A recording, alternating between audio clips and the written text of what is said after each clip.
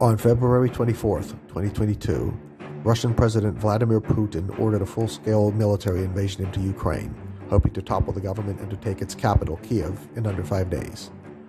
Instead, the Ukrainian people, heroically fighting and staunchly resisting the Russian invasion, are determined not to let their country fall to Moscow's tyranny. However, a year and 3 months into the war, Russian forces detonated and destroyed the Kakhovka Dam in Ukraine's Kherson region, flooding dozens of villages and towns over an area of over 600 square kilometers. The scope of destruction of this act has been compared to the equivalent of the force of a tactical nuclear weapon with a yield of several kilotons of TNT. In addition, it is feared that this will cause a surge of several diseases, such as anthrax, hepatitis, and cholera.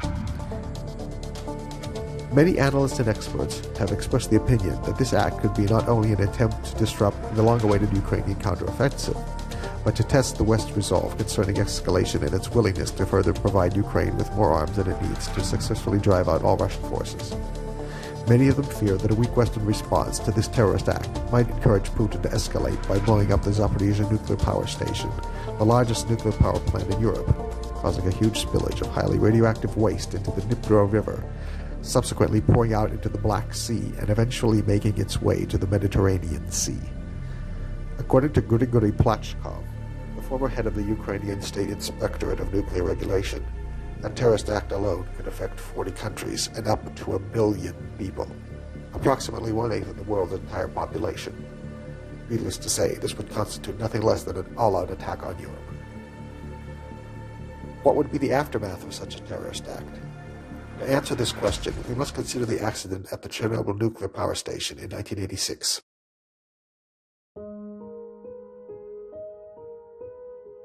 In that year, the fourth reactor at the Chernobyl nuclear power station exploded, spewing into the air 400 times the radiation that was released by the atomic bomb that destroyed Hiroshima at the end of the Second World War. To get an idea of the consequences that might plague Europe for decades to come, maybe even centuries, one need not look any further than these images. It begs the question, isn't it time for NATO to issue a stern warning to the Russian government, as well as the Russian people, of the actions that the West would be forced to retaliate with if such a terrorist act were ever perpetrated?